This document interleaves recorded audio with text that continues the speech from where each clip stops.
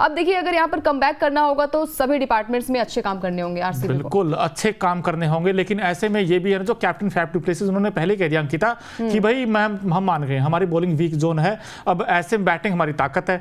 अब दोनों टीमों को अगर देखा जाए तो पहले आरसीबी का ही प्लेइंग 11 देख लेते हैं भाई किस प्रकार का हो सकता है, क्योंकि उनके पास बैटिंग में तो दमखम है। आप देखिए वीके स्टार्ट करते हैं और डीके एंड करते हैं, विराट कोहली इनिंग को स्टार्ट करते हैं अच्छे से और फिर दिनेश कार्तिक वो जो कैमियो फिनिश करते मजा आता है उनकी बैटिंग देखकर। पिछले मैच में भी उन्होंने बड़ी अच्छी बैटिंग की थी। ये कुछ पॉसिबल प्लेइंग 11 हो सकती है आरसीबी की। इसमें अंकित आप देखते हो कि विराट, फैफ, विल जैक होंगे, रजत पाटीदार होंगे। अब पाटीदार हैं क्यों अब तक समझ मुझे बाहर है चीज। उसके बाद सौरभ चौहान होंगे, दिनेश कार्तिक होंगे और महिपाल लोमरोर हैं। और बॉलिंग में अगर देखो रिच टॉपली हैं, सिराज हैं और इसके अलावा ये कुछ पॉसिबल प्लेइंग 11 हो सकती है। उसमें विजय कुमार भी आ सकते हैं जो तेज गेंदबाज हैं।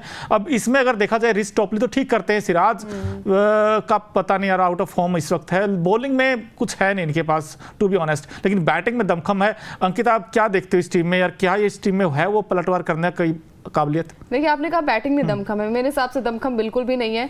विराट के अलावा कोई ऐसा बैट्समैन नजर नहीं आता। हमने देखा है कि फैफ जो है वो अच्छा स्टार्ट दे रहे हैं दूसरे मैच में, लेकिन आपको पता है ना कि आपकी टीम की कमजोरी क्या, आपकी टीम की कमजोरी गेंदबाजी है, तो आपको इतने रन बनाने होंगे। अगर बल्लेबाजी आप कर रहे हैं तो आपको या फिर प्रमोट करिए दिनेश कार्तिक को, आप नंबर 8 नंबर 7 पर लेके आ रहे हैं तो फिर आप, या फिर मैक्सवेल जो अगर खेलेंगे तो उनको आप नंबर 3 के अलावा कहीं और शिफ्ट करिए, क्योंकि दिनेश कार्तिक का लगातार बल्ला बोल रहा है और अगर आपके पास कम बॉल्स होती है मोनू तो फिर आप मैच को कैसे फिनिश कर पाएंगे। दिनेश कार्तिक हर बार अच्छा प्रदर्शन कर रहे हैं। पिछले मैच में भी उन्होंने शानदार पारी खेली थी, उसके पहले मैच में भी उन्होंने अच्छी पारी खेली थी। मैच नहीं जीत पा रही आरसीबी तो सिर्फ और सिर्फ अपनी गेंदबाजी की वजह से। गेंदबाजी में उनके पास कोई भी ऐसा गेंदबाज नजर नहीं आया जैसे जसप्रीत बुमराह। हमने देखा कि मुंबई जो है वो लगातार अपने मैचेस हार कर आ रही थी, लेकिन उन्होंने रोटेशन किया और उस रोटेशन का फायदा ये हुआ कि टीम जो है वो लगातार 2 मैच जीत गई, पिछला मैच भी जीत कर आ रही। तो जसप्रीत बुमराह एक इंपैक्ट नजर आ रहे हैं, लेकिन यहाँ पर कोई ऐसा गेंदबाज आप बता दीजिए कि आपको क्या लग रहा है।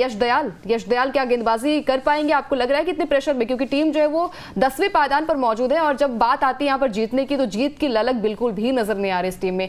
ऑरेंज कैप भले इस टीम के पास है, लेकिन हम कहते हैं ना कि पूरी दुनिया जो है एक तरफ है, लेकिन आरसीबी जो है वो दूसरी तरफ, पता नहीं कहाँ घूमे समझ नहीं आ रहा। लेकिन देखिए cricket is a very funny game. हम हमेशा कहते हैं कि उम्मीदों पे दुनिया कायम है। उम्मीदें हैं बस इस टीम से और उम्मीदें हमेशा रहती है कि यार टीम अच्छा करेगी, लेकिन इसमें जैसे अंकिता ने कहा ना विराट तो बड़ा अच्छा करते हैं, लेकिन उनको साथ में जो केजीएफ फैक्टर था ना अब वो खत्म हो गया, जी तो हट गया। अब के और एफ ही रह गए, विराट और फैफ डु प्लेसिस, क्योंकि मैक्सवेल चोटिल है, अब पता नहीं खेलेंगे नहीं खेलेंगे, लेकिन अब डी आ गए हैं दिनेश कार्तिक, इन्होंने बड़ा अच्छा इंप्रेस किया है। लेकिन दोनों टीमों को देखोगे ये मैच कहाँ खेला जाएगा? कोलकाता में ईडन गार्डन स्टेडियम में, बड़ा ऐतिहासिक ग्राउंड है। ऐसे में जो केकेआर की टीम है जो एक मैच हारी पिछला मुकाबला वो भी लास्ट ओवर में, उनका क्या पॉसिबल प्लेइंग 11 हो सकता है उनका भी देखने की कोशिश करते हैं भाई, उनका जो पॉसिबल प्लेइंग 11 है वो क्या कहता है। लेकिन इसके अलावा अगर देखा जाए तो भाई उनके पास है मैच विनर, ना सिर्फ बैटिंग बल्कि बॉलिंग में भी।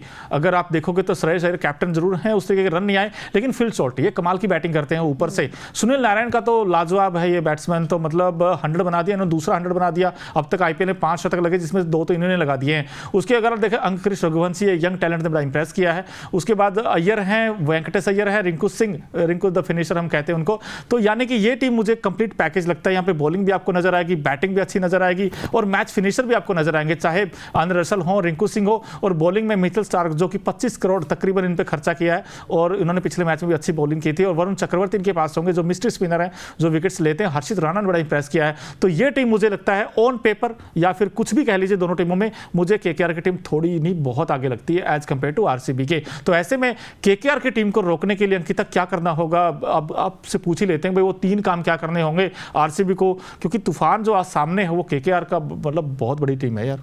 आई थिंक केकेआर को आरसीबी को केकेआर को हराने के लिए 3 काम नहीं कई सारे काम करने होंगे। सबसे पहले तो अपनी आप जो टीम कॉम्बिनेशन है उसको सुधारिए, क्योंकि गेंदबाजी सबसे वीक लिंक्स इनकी है। इसके अलावा मिडिल ऑर्डर में कोई ऐसा भी नहीं है ना कि दिक्कत तो इनके पास ऑप्शन भी नहीं है। आपके पास अगर अच्छे गेंदबाज हैं, आप हसरंगा जैसे गेंदबाज को आप आउट कर रहे हैं अपनी टीम से, तो फिर आपकी गलती, आपकी फ्रेंचाइजी की गलती, इसमें किसी टीम का किसी प्लेयर का आई थिंक कोई रोल नहीं होता है। तो आरसीबी की सबसे बड़ी वीक लिंक्स यही है कि उनके पास गेंदबाजी नहीं है, और गेंदबाजी है भी तो वो शायद सही तरीके से इस्तेमाल नहीं नहीं कर पा रहे हैं। हमने सिराज को दिखाया, अच्छे गेंदबाज है यार, आपने श्रीलंका के खिलाफ क्या गजब की गेंदबाजी की थी, इंडिया के लिए भी अच्छी गेंदबाजी करते वो नजर आते हैं। लेकिन जब बात आती है आरसीबी की तो वहां पर कोई भी ऐसा गेंदबाज नजर नहीं आता जो कि मैच को एक विनिंग पारी के एक मैच को जिता पाए। हमने देखा है कि भले ही आरसीबी कितनी बड़े स्कोर पे चली जाए, आई थिंक अगर 300 भी रन बना लेगी फिर भी वो हार जाएगी, ऐसी हमारी सोच भी है और ऐसा ऑडियंस को भी लगता है। तो 3 काम ऐसे करने होंगे। सबसे पहले तो आप गेंदबाजी में अपनी वो धार लाइए। फिर आप अगर बात करें तो मिडिल ऑर्डर इनका बड़ा कमजोर है, मिडिल ऑर्डर में बड़े नाम है लेकिन कोई प्रदर्शन नहीं करा, चाहे वो कैमरन ग्रीन हो, मैक्सवेल, आई थिंक उनकी एंट्री हो सकती है क्योंकि नेट्स में वो प्रैक्टिस करते नजर आए हैं। तो कोई भी ऐसा बल्लेबाज नहीं है। विराट कोहली के अलावा फैब और विराट अच्छी स्टार्ट तो दे देते हैं, लेकिन हम जब नंबर 3 नंबर 4 की बात करते हैं मैच को फिनिश करने के लिए, वहां पर आई थिंक दिनेश कार्तिक के अलावा कोई ऐसा बैट्समैन नजर नहीं आता जो कि उम्मीद, जैसे विराट से उम्मीद होती है तो डीके से भी उम्मीद होती है कि वो आके मैच को फिनिश कर जाएंगे।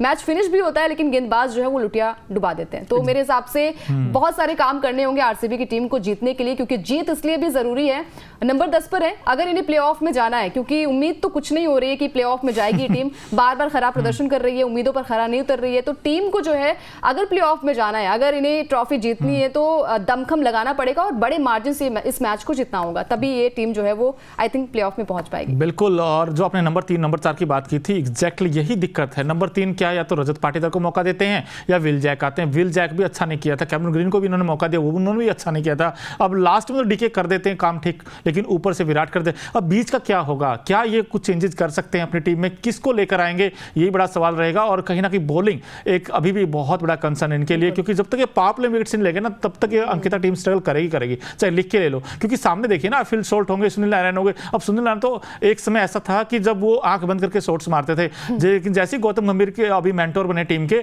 तो गौतम गंभीर का जो कहते ना कि दांव खेला है, ये बिल्कुल 16 अन्य सच हुआ है। क्योंकि उन्होंने कहा कि हम सुनील नारायण से ओपन कराएंगे, और क्या ओपन कर रहे हैं, क्या गजब की बैटिंग कर रहे हैं, क्या आगाज दे रहे हैं इस टीम को। और उसके बाद जो प्लेटफॉर्म सेट हो जाता है तो आने वाले बैट्समैनों की चीजें आसान हो जाती हैं। अब केकेआर के पॉइंट ऑफ व्यू से देखा जाए अंकिता, इस मैदान पर देखें, कोलकाता के इस ऐतिहासिक मैदान ईडन गार्डन्स पर अब तक कुल 89 मैचेस खेले गए हैं और 53 मैचेस उस टीम ने जीते हैं जो पहले इनफैक्ट बॉलिंग करती है और बाद में रन चेज बड़ा आसान हो जाता है। ऐसे में टॉस जीते तो क्या करें, यहाँ पर भी बॉलिंग करें। बिल्कुल, क्योंकि हमने देखा है कि टॉस जीतने के बाद आई थिंक चेजिंग ज्यादा जरूरी हो जाती है और टीम जीतती भी। हमने जितने भी मैचेस देखे हैं ज्यादातर टीम ने यही किया है कि पहले टॉस जीते और पहले बॉलिंग करने का फैसला करे, क्योंकि रन चेज इस मैदान पर आपने देखा है कि बड़ी आसानी से हो जाता है। और पिछला मैच भी आप उठाकर देख लीजिए, वहां पर भी बटलर ने क्या गजब के शतकीय पारी खेली थी। तो बहुत सारी चीजें यहाँ पर हो जाती हैं। आप पिच को परख लेते हैं, यहाँ पर ये भी कहा जा रहा है कि यहाँ पर अच्छे खासे रन्स भी बन सकते हैं, एक हाई स्कोरिंग मुकाबला देखने को मिल सकता है मोनू। और जब बात आती है यहाँ पर गेंदबाजी की, तो गेंदबाज में तेज गेंदबाजी को मदद मिल सकती है। तो मेरे हिसाब से सिराज का कमबैक होने वाला है और सिराज आई थिंक अलग फॉर्म में थोड़े दिखने वाले हैं। मैं तो उम्मीद करूंगी कि आरसीबी जो है वो अच्छा खेले, लेकिन दिल गवाही नहीं दे रहा है और लग रहा है कि शायद मैच हार ना जाए। भाई जो मर्जी कहें, मैं तो इनफैक्ट बड़ा फैन हूँ आरसीबी की टीम का, और शायद अंकिता भी चाहती है कि थोड़ा सा रोमांच तो आए यार। क्यों आप लोग नहीं चाहते यार कि रोमांचक आए? अब रोमांच बनाने के लिए अंकिता, रोमांचक तो मुझे नहीं चाहिए, मुझे चाहिए एक तरफा अंदाज में, और एक तरफा अंदाज में आरसीबी को जीतना चाहिए। यार एक तरफा तो भूल जाइए, सामने को केकेआर है, कोई और टीम होता तो सब भी चलो उम्मीद लगा सकते, लेकिन केकेआर जिस फॉर्म में है और जैसी बैटिंग वो कर रही है, मुझे मुश्किल लगता है। क्योंकि 272 बना दी थी केकेआर ने डीसी के खिलाफ, तो ये टीम बड़ी धांसू है, ऐसे में उम्मीद लगा सकते हैं। लेकिन दोनों टीमों में से देखा जाए अंकिता आपको कि ऐसा कौन खिलाड़ी है जो कहते हैं ना पूरा गेम चेंज कर देगा, एक्स फैक्टर कह लीजिए, दोनों टीमों में से आपको कौन ऐसा खिलाड़ी लगता है? देखिए, अगर केकेआर की बात करें तो केकेआर की तरफ से एक ही है सबकी उम्मीद, विराट कोहली। नहीं, आरसीबी की तरफ से और केकेआर की तरफ से, अच्छा मैंने कुछ गलत बोला। हाँ, आपने कहा केकेआर की तरफ से विराट कोहली। केकेआर इतना अच्छा प्रदर्शन कर रही है, आई थिंक सारे विराट थोड़ी सी पीछे चली आ रही है। तो अगर चलिए ठीक है, केकेआर की बात करें तो केकेआर की तरफ से एक बार फिर से मैं फिल सॉल्ट के साथ जाऊंगी, क्योंकि ओपनिंग करते हैं वो। अगर यहाँ पर बैटिंग भी आ जाती है केकेआर की तो एक अच्छे खासे स्कोर बन सकते हैं। तो फिल सॉल्ट इस टीम के एक्स फैक्टर हो सकते हैं। वहीं आरसीबी की बात करें तो कोई है ही नहीं वहां पर विराट के अलावा, तो विराट कोहली होंगे उम्मीदों पर खरा उतरने के लिए। बिल्कुल, मुझे दिनेश कार्तिक लगता है, पता नहीं क्यों, जब क्योंकि T20 वर्ल्ड कप आने वाला, जब उनको पता होता T20 वर्ल्ड कप आना तो अच्छा करते और हमेशा ही अच्छा करते हैं वो। लेकिन दोनों दोस्तों अगर देखा जाए, भाई संडे है, लेकिन सुपर संडे बनाने के लिए आरसीबी को कमबैक करना होगा। आपको क्या लगता है, क्या ये टीम कमबैक कर पाएगी? मुझे तो लगता है कर पाएगी, ऐसा मुझे लगता है कि ईडन गार्डन्स में आरसीबी जीत लेगी ये मैच। अंकिता, आपको कुछ लगता है? देखिए, 29 मार्च को मैच हुआ था केकेआर बनाम आरसीबी के बीच में, वो चिन्नास्वामी स्टेडियम में खेला गया था, जहां पर उन्हीं के घर में जाके केकेआर की टीम ने हराया था मैच, तो अब आरसीबी की बारी है, उनको कम बैक करना पड़ेगा, पलटवार करना पड़ेगा। तो डेफिनेटली मैं चाहूंगी आरसीबी के साथ। मैं और मोनू आई थिंक आज सेम टीम के साथ जा रहे हैं, आरसीबी के साथ। और आरसीबी को मैच जीतना होगा क्योंकि फैंस लास्ट उम्मीद है, अगर ये मैच हारी तो ये ट्रॉफी भी नहीं आ पाएगी, फिर सपना टूट जाएगा क्योंकि वो 16 सीजन हो गए ना, 17 सीजन हो जाएंगे अगर ये कल का मैच नहीं जीते हैं तो दोस्तों आपको क्या लगता है कि भाई केकेआर वर्सेस आरसीबी कौन बाजी मारेगा और विराट कोहली क्या एक बार फिर से विराट पारी खेलेंगे? कमेंट बॉक्स में जरूर बताइए। और अभी तक अगर आपने न्यूज नेशन और न्यूज नेशन स्पोर्ट्स को सब्सक्राइब नहीं किया है तो जल्द से जल्द कर लीजिए। धन्यवाद।